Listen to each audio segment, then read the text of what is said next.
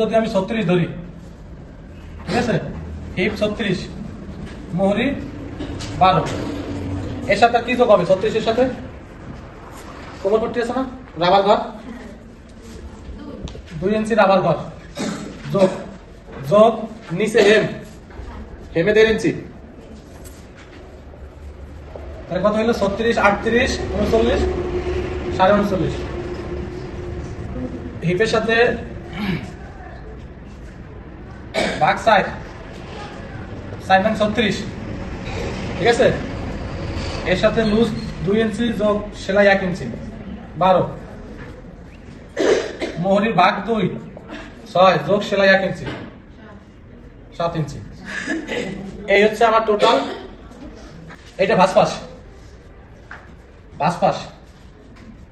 ওকে। ভাঁজপাশ কার নিচের দিকে থাকে না? ভাঁজপাশ লম্বা কত আছে? 36 না? আমার লম্বা আছে 36। উপরে সেলাইয়ের জন্য 2 ইঞ্চি না, 2 ইঞ্চি বরাবর দাগ দিলাম, এই যে 2 ইঞ্চি মিলাই দিলাম। হ্যাঁ, এটা কিসের জন্য? আমার রাবার ঘর 2 ইঞ্চি। তাহলে মাপটা হবে এখান থেকে 2 ইঞ্চি বাদ দিয়া, 2 ইঞ্চি বাদ দিয়ে কত হবে? 36। এই যে 36,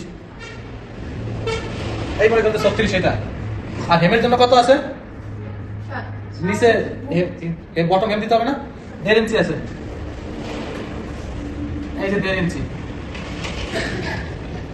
তাহলে টোটাল কত হইলো? 2, 36 আর যে 38, 38, 39, 39.5, টোটাল 39.5 পাইছি। এর থেকে সহজ নিয়মে যদি না বোঝেন, এর আর কোনো সহজ নিয়ম নাই আর। গেল। এরপর আসেন 12 ইঞ্চি নিচে একটা পোস্ট পয়েন্ট দিলাম। আমাদের যদি বলে দেয় যে কত ইঞ্চির নিচে আমাদের ক্লোজ পয়েন্ট হবে, তাহলে সেটা মেপে দেবো। আর যদি না বলে, আমরা যদি আমাদের নিজেদেরটা বানাই, মূল লম্বার 3 ভাগের 1 ভাগ, ঠিক আছে, মূল লম্বার 3 ভাগের 1 ভাগ। তাই দেখা তো ঠিকই আছে, 3 বরং 36, 12, 3 ভাগের 1 ভাগ ক্রস। হাইয়ের মাপ, হাইয়ের মাপ তো দেওয়া থাকে না কোথায়। হাইয়ের মাপ আপনাকে বের করতে হয়। মূল মাপ ঝুলের বা লম্বা 3 ভাগের 1 ভাগ, তাহলে ঝুল আছে কত? 36, 3 ভাগ করলে কত হয়? 12।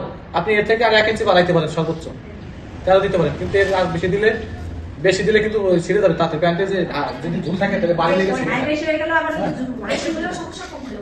হ্যাঁ, আপনি যদি আপনার অ্যাকচুয়াল মাপ দেন তাহলে পট্টি দেওয়া লাগে না।